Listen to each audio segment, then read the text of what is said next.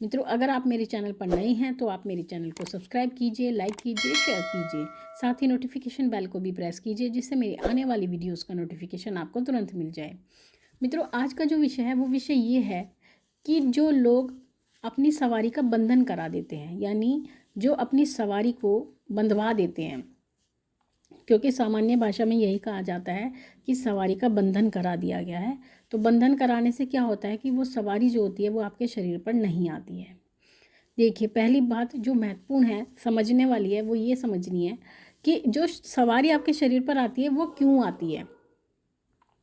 देखिए, सवारी जो होती है एक शक्ति होती है, एक ऊर्जा होती है जिसको आपने पूर्व जन्म में सिद्ध किया है। आपने जो पूजा पाठ किया था और जो तपस्या की थी, उस तपस्या के कारण ही वो शक्ति आपके साथ जुड़ गई और पूर्व जन्म में वो आपके साथ रही जब तक आप जीवित रहे। फिर उसके बाद आपकी मृत्यु हो गई और आपने जन्म लिया। लेकिन कहते हैं कि जो मृत्यु होती है, व्यक्ति की मृत्यु नहीं होती, व्यक्ति केवल एक चोला बदलता है, क्योंकि जो शक्ति होती है वो आपकी आत्मा के साथ जुड़ती है, वो आपके शरीर के साथ नहीं जुड़ती। तो जो शक्ति होती है वो आपकी आत्मा के साथ जुड़ी होती है और उस शक्ति को पता होता है कि जब आपने चोला बदला कि जो आत्मा है उस आत्मा ने कौन सा चोला धारण किया है, तो वो आपकी आत्मा के अनुसार ही आपके साथ जुड़ती है। यानी पहले जन्म से, पूर्व जन्म से चल करके ये जो आपका प्रेजेंट बर्थ होती है उसके साथ वो जुड़ती है। तो उसके बाद में जब वो शक्ति आपके शरीर में जुड़ जाती है इस जन्म में, तो कुछ व्यक्ति इसका ज्ञान नहीं रखते और घर के जो परिवार के व्यक्ति होते हैं वो भी इसका ज्ञान नहीं रखते। ऐसी परिस्थिति में बहुत लोग ये कहते हैं कि जो ये सवारी आनी प्रारंभ हो चुकी है हमारे पुत्र के साथ या पुत्री के साथ, अब हम इसका क्या करें। और अगर ये सवारी आती है तो इसका विवाह नहीं होगा, समाज में अच्छी छवि इसकी नहीं रहेगी, कोई कुछ कहेगा, कोई कुछ कहेगा। तो वो क्या करते हैं, वो किसी भक्त के पास जाते हैं या किसी तांत्रिक के पास जाते हैं, किसी के पास भी जाते हैं, सोखा के पास जाते हैं। तो वहाँ जा कर के वो क्या कहते हैं कि हमारे पुत्र के साथ या पुत्री के साथ ये सभी समस्या है और आप इसका निवारण कीजिए। तो वो क्या करते हैं, जो आपका बच्चा होता है या बेटी होती है उसका बंधन कर देते हैं, यानी जो उसका शरीर होता है उसका वो बंधन कर देते हैं। और बंधन करने के कारण क्या होता है, जो सवारी होती है, जो शक्ति होती है, वो अब आपके शरीर में, आपके यानी बेटे के शरीर में या बेटी के शरीर में वो प्रवेश नहीं कर पाती है। तो क्या होता है, इससे वो उसके शरीर का बंधन कर सकते हैं, क्योंकि ऊर्जा का बंधन नहीं किया जाता। और जब बंधन हो जाता है, जो शक्ति होती है, जो ऊर्जा होती है, वो आपके शरीर में प्रवेश नहीं कर पाती है। तो इससे क्या होता है, शक्ति तो प्रवेश नहीं कर पाती है क्योंकि बंधन हो चुका है। फिर उसके बाद में, क्योंकि अगर आपके शरीर में जो शक्ति आती है, जो कोई ऊर्जा होती है, देखिए ऊर्जा, मैं ये नहीं कहती कि सकारात्मक होती हैं, ऊर्जा नकारात्मक भी होती हैं, जैसे कि कोई नेगेटिव कोई पॉजिटिव। जो नेगेटिव ऊर्जा होती है वो क्या करती है, वो आपका कभी कोई फ़ायदा नहीं करती, आपके घर को शमशान बना देती है, आपके घर को खाली कर देती है, पैसा नहीं रहने देती, बीमारियां ही बीमारियां देती हैं, कलेश देती हैं, झगड़े देती है, आपके घर की उन्नति रुक जाती है, आपके घर का वंश रुक जाता है, वंश वृद्धि नहीं होने देती, आपकी जो सामाजिक स्थिति है उसको भी खराब कर देती है। तो ये एक शक्ति होती है।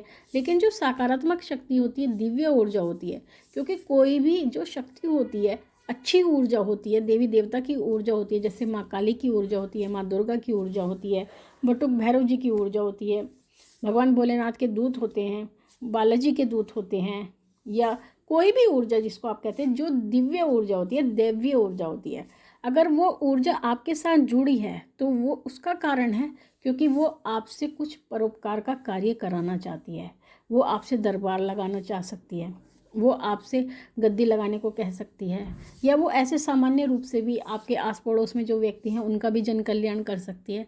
यानी वो आपसे कुछ कराना चाहती है, आपके माध्यम से करना चाहती है। और जब आप उस कार्य को रोक देते हैं तो ऐसे व्यक्ति को क्या होता है, बंधन तो हो जाता है, तो ऐसे व्यक्ति को कष्ट भोगना पड़ता है, उसको कष्ट होता है, क्योंकि जो परोपकार का कार्य वो ऊर्जा उससे कराना चाहती थी और वो व्यक्ति अपने शरीर का बंधन कर लेता है, तो इसके फलस्वरूप वो ऊर्जा उसको कष्ट देती है कहीं ना कहीं, क्योंकि वो परोपकार का जो कार्य है वो बंद हो चुका है।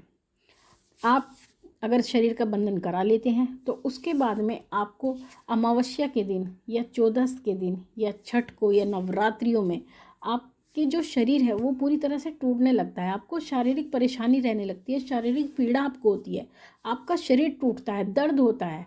और दर्द भी ऐसा होता है, अगर आप दवाई खाते हैं तो रुक जाता है, लेकिन उसके बाद वो दर्द प्रारंभ हो जाता है। अगर आप डॉक्टर को भी दिखाते हैं, डॉक्टर आपको पेन किलर देते हैं, पेन किलर जब आप खाते हैं तो दर्द ठीक हो जाता है, फिर उसके बाद वो दर्द पुनः होने लगता है। यानी उस दर्द का कोई इलाज नहीं होता है और उसका जो कारण है वो भी पता नहीं लगता है। अगर आप बंधन करा देते हैं अपनी सवारी का तो आपको नई नई बीमारियां लगने लगती हैं, यानी स्वतः ही आपको कुछ ना कुछ परेशानी होने लगती है, आपको कोई ना कोई बीमारी होने लगती है। शरीर का बंधन कराने से अगर आप उस ऊर्जा को, उस वेग को रोक देते हैं तो क्या होता है, आपका पूजा करने का बिल्कुल भी मन नहीं करता। आपका मन करता है कि हम पूजा पाठ बिल्कुल ना करें, आप पूजा पाठ को छोड़ देते हैं, यानी एक प्रकार से आप नास्तिक बन जाते हैं। जो व्यक्ति अपने शरीर का बंधन करवा देते हैं वो व्यक्ति चरित्रहीन हो जाते हैं। ये पुरुष होगा तो भी चरित्रहीन होगा, स्त्री होगी तो भी चरित्रहीन हो जाएगी, यानी उसकी जो सद्बुद्धि है वो ख़त्म हो जाती है, उसको दुर्बुद्धि आने लगती है। कई बार ऐसा भी देखा गया है कि जहाँ जहाँ से शरीर का बंधन कराया जाता है, जैसे कि आपके हाथों से कराया जाता है, आपके सर से कराया जाता है, आपके घुटनों से किया जाता है, आपके कंधों से किया जाता है, आपके गर्दन से किया जाता है, या आपकी कहीं से भी किया जाता है, क्योंकि जहाँ से भी शक्तियाँ प्रवेश करती हैं वहाँ से आपका बंधन कर दिया जाता है। तो जहाँ जहाँ से वो बंधन लगाते हैं उस जगह पर आपको दर्द होता है, आपको शारीरिक तकलीफ़ होती है, पीड़ा होती है, और उसका भी कोई इलाज नहीं होता है, वो दर्द ऐसा होता है। और उसके बाद क्या होता है, जब आप इतने परेशान हो जाते हैं, आपके साथ एक शारीरिक परेशानियाँ, मानसिक परेशानियाँ, क्योंकि जब शारीरिक होगी तो मानसिक अपने आप ही हो जाती है, तो उसके बाद में आपको बहुत कष्ट होने लगता है। तो आप क्या चाहते हैं कि अब इस समस्या का समाधान होना चाहिए। तो उसके बाद में अगर आपको कोई सही रास्ता बताता है, वैसे व्यक्ति के पास इतना ज्ञान नहीं होता, लेकिन अगर आपके पास ज्ञान है, कहीं से आपको सही तरीका पता लगता है, तो आप ये चाहते हैं कि वो सवारी वापस आ जाए और हमें इन कष्टों से मुक्ति मिल जाए। लेकिन ऐसा संभव नहीं होता, क्योंकि जो सवारी होती है, जो शक्तियाँ होती हैं, उनको तो परोपकार का कार्य करना होता है। तो वो क्या करती हैं, जब आप अपने शरीर का बंधन करा देते हैं तो वो दूसरा चोला पकड़ लेती हैं, यानी दूसरा माध्यम वो ग्रहण कर लेती हैं, आपको छोड़कर चली जाती हैं।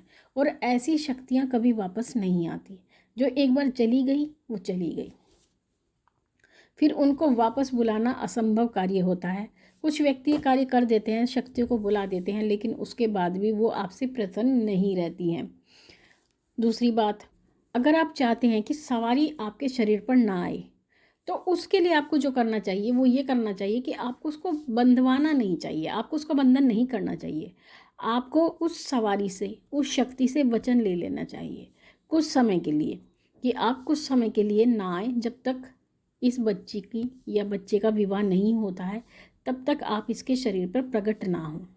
और ये कहना कि जिन व्यक्ति पर सवारी आती है क्या उनका विवाह नहीं होता है, क्या वो विवाह नहीं कर सकते हैं, और क्या शक्तियाँ उनको विवाह नहीं करने देती हैं, तो ऐसा नहीं होता।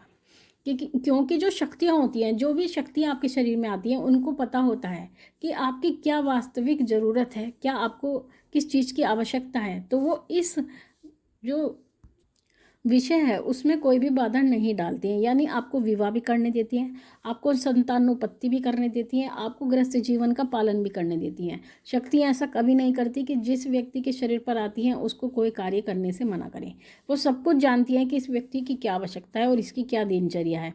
वो आपको पूर्ण समय देती हैं, सब कुछ करने की आज्ञा देती हैं, लेकिन आपके अंदर श्रद्धा होनी चाहिए, भावना होनी चाहिए, जन कल्याण की भावना होनी चाहिए। साथ ही अगर आप उनका बंधन करा देते हैं तो ऐसी परिस्थिति में जो स्त्री होती है कभी कभी वो बांझ भी हो जाती है, पुरुष भी बेकार हो जाता है, यानी संतानोत्पत्ति नहीं कर सकते। साथ ही शक्तियों के नाराज होने से आपको वो धनहीन भी बना देती है, यानी दरिद्र बना देती है।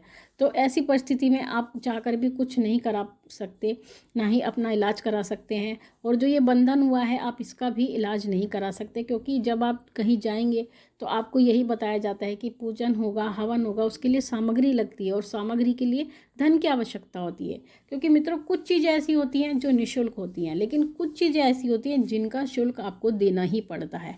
क्योंकि अगर आप किसी भी भगत के पास जाते हैं, किसी भी तांत्रिक के पास जाते हैं, और वो कोई भी क्रिया करता है तो क्रिया करने के लिए वस्तुओं की आवश्यकता होती है, तो वो वस्तु का जो धन होता है वो आपको ही देना होता है, क्योंकि कोई भी व्यक्ति इतना सामर्थ्य नहीं होता कि वो अपने पास से सभी सामग्री आपके लिए लगा कर दे, उसके लिए आपको धन देना ही पड़ता है। तो इसलिए कहा जाता है, कहते हैं सब कि ये व्यक्ति धन लेते हैं। धन इसलिए लिया जाता है क्योंकि सामग्रियों की आवश्यकता होती है। कोई आपसे, जो सच्चा व्यक्ति होगा वो आपसे बिना मतलब का पैसा नहीं लेगा। तो मित्रों, ये थी छोटी सी जानकारी आप सभी के लिए, जो आपके लिए बहुत ही महत्वपूर्ण थी, जिन व्यक्तियों ने ऐसा करा दिया है। तो मित्रों, भगवती से यही प्रार्थना करती हूँ कि वो आपके भंडारे भरती रहे, आपकी सभी मनोकामनाओं को पूर्ण करती रहे। आपसे फिर मिलूंगी अपनी अगली वीडियो में, तब तक के लिए जय महाकाली, जय महाकाल।